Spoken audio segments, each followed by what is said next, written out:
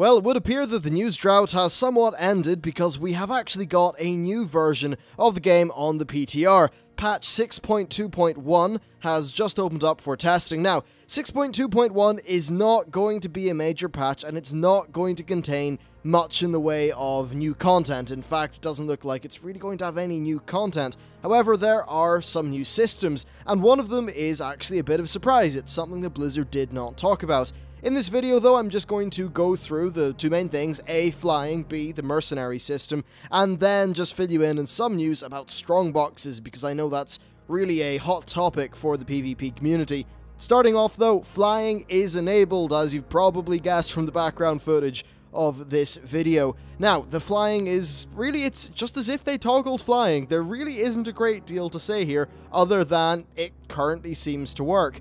They are looking at some, they want to do bug testing just to see if there are any particular weird things going on. Draenor, in terms of its geometry, this is actually one thing that I saw a lot of people say. Draenor's geometry is 100% intact, and it always has been. You could easily tell that using something like Aviana's Feather. It's not like they did any trickery, like, say, with Silvermoon. And honestly, doing all of that Silvermoon trickery is probably far more work than actually just making the damn zone.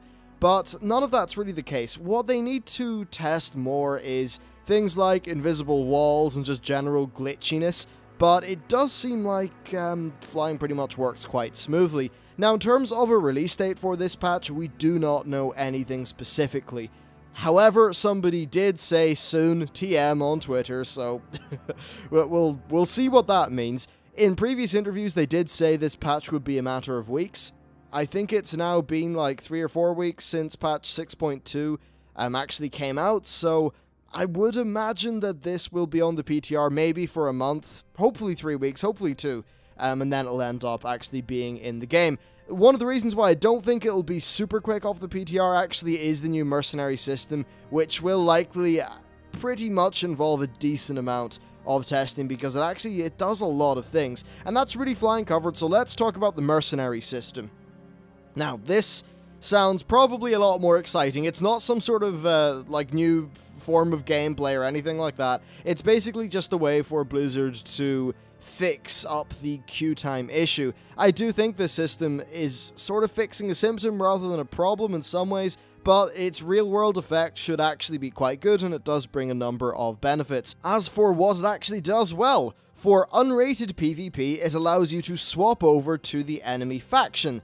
Yeah, that's kind of a big deal. Basically, for your battlegrounds, your skirmishes, and then for Ashran, you can swap over to the enemy faction to avail of a shorter queue. And this whole system is designed around decreasing queue times. Right now, we have a problem with queue times. Specifically, it seems like the Horde get nearly instant queue times, whereas the Alliance, because of a number of balance issues, and there being apparently a lot more people queuing up as Alliance, Alliance players have got decently long wait times, something I can sort of corroborate with, because I recently had a 15-minute wait time, which seems a little bit ridiculous. Now, what does this mean in terms of your actual gameplay? Not actually that much whatsoever, and the system works in a pretty decent way. So essentially, when the system detects the queue times for one faction are really long, they open up the other faction to be able to use the Mercenary system. So this isn't something you'll be able to do all the time. It's really just there as a kind of load balancing sort of mechanic for the overall PvP queues. And the way it works is that if it's active on your faction, you talk to an NPC I believe it's in Ashran. The NPC will be like an orc with a human mask. Just as an Alliance example, and when you talk to them, you click a button, and then boom. Now when you queue, you'll be getting Horde queue times if you're the Alliance, and you'll be getting Alliance queue times if you are indeed the Horde.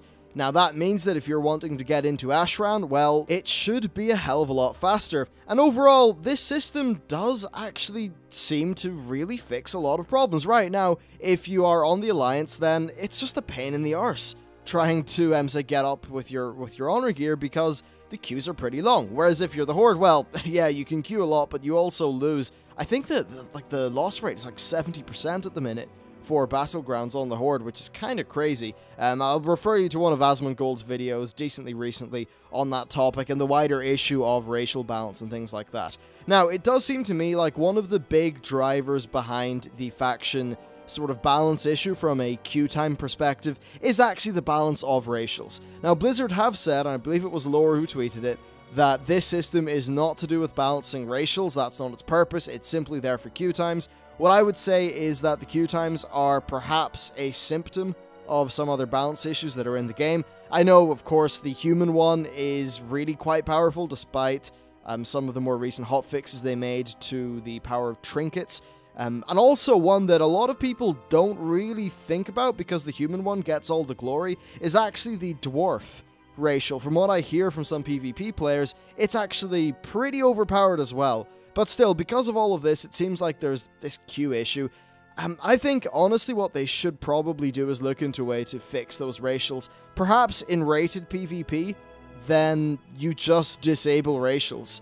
I think that, I know it maybe is a bit of a cop-out, but I think it might be a quick way to just sort of, in one fell swoop, balance the system. But I suppose there are some sort of class fantasy issues, or racial fantasy issues, that sort of are gone there, because if you don't have your human racial, oh, you feel like less of a human. I would still say, though, that it's for the good of the game to just remove those racials in PvP, because right now it seems like they do cause a lot more problems than they really solve. Anyway, going back to the mercenary system, it seems to really be quite simple, and what's nice about it is that you will actually never notice it's a thing at all. For an example, if you're an Ashran, the person beside you, well, I mean, they're going to, from your perspective, they're going to be on your faction.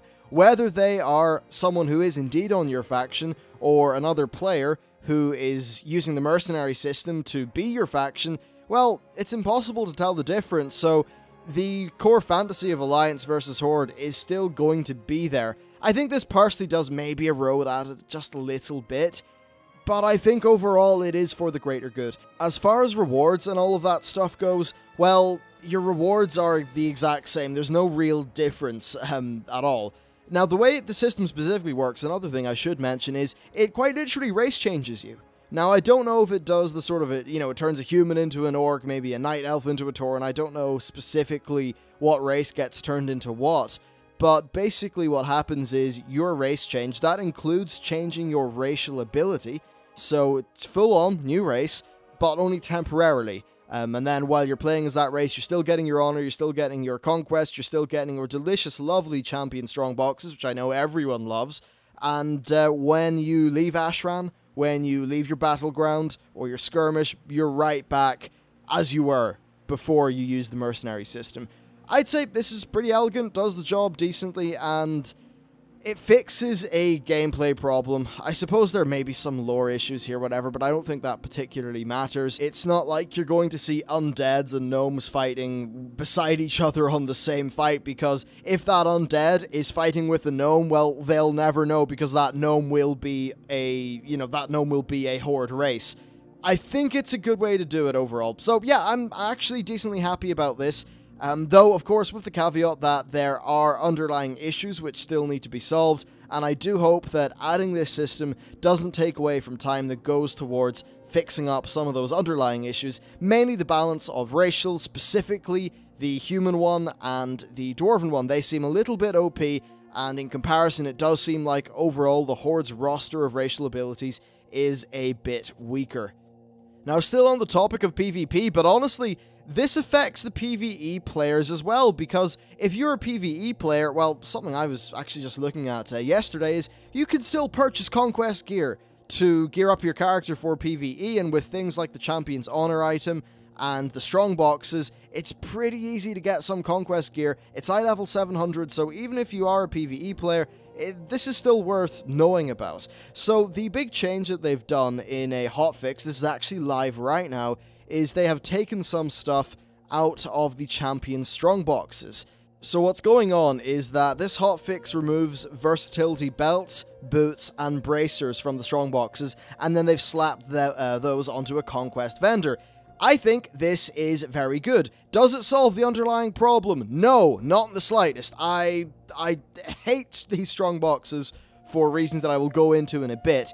I think they're shit, but what this means is that if you are a PvP player and you want to get your offset, or your alternate sort of versatility belts, boots, and bracers, then you can just purchase them with conquest points, no dicking around with having to worry about the chance for things to drop off strongboxes. Now, going back to the strongboxes themselves, they will only reward chest pieces, gloves, helms, shoulders, and legs, and then some of the various trinkets that have different kinds of stats. Now, what does this mean overall? Well, the strongboxes are in a very odd position.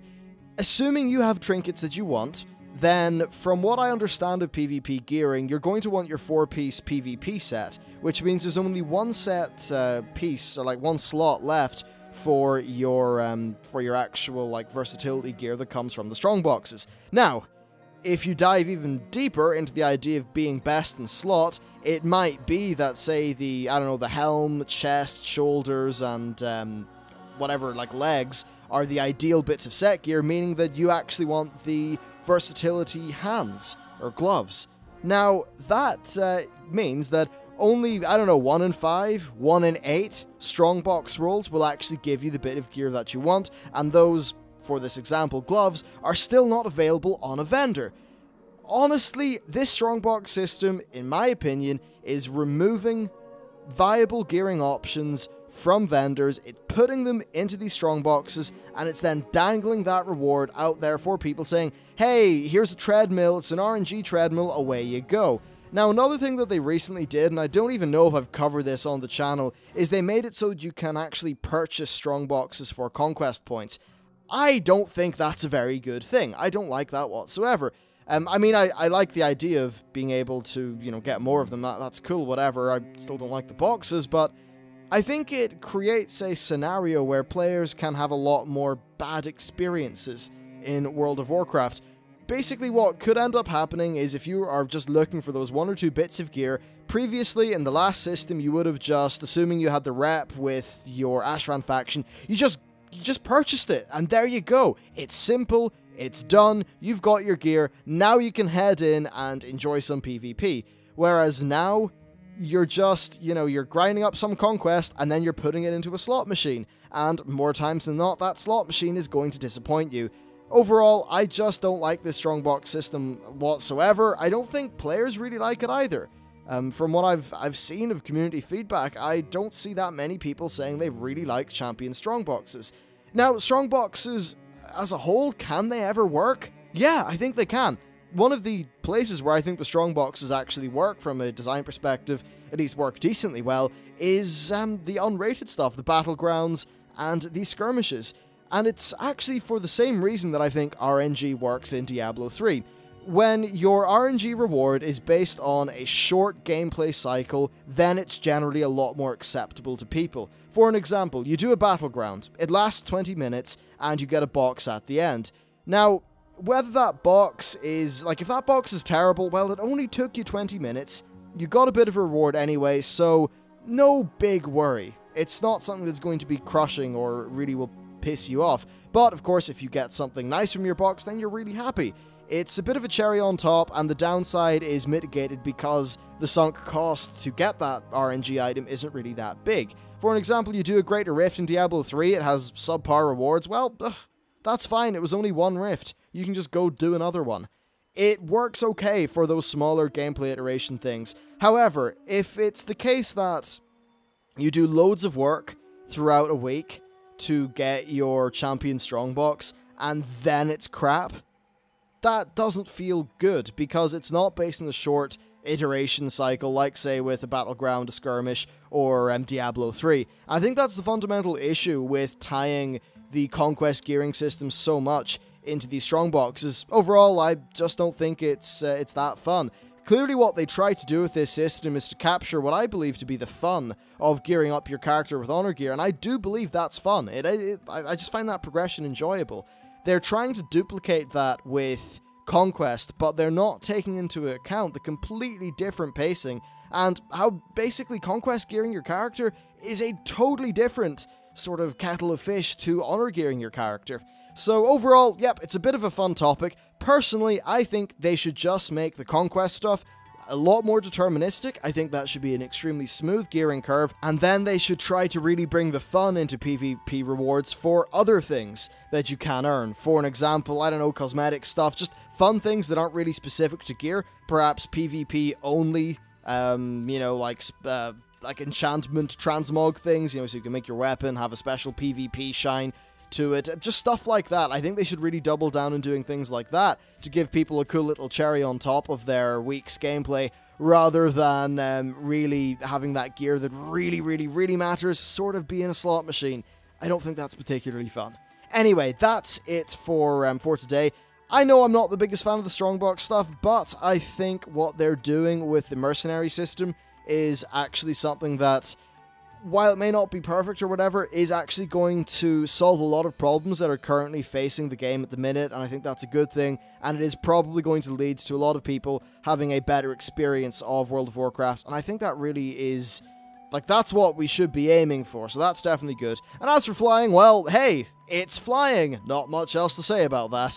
That's basically it for today's video, though. Thank you very much for watching. Let me know what you thought about the various things down in the comment section, and I will see you next time.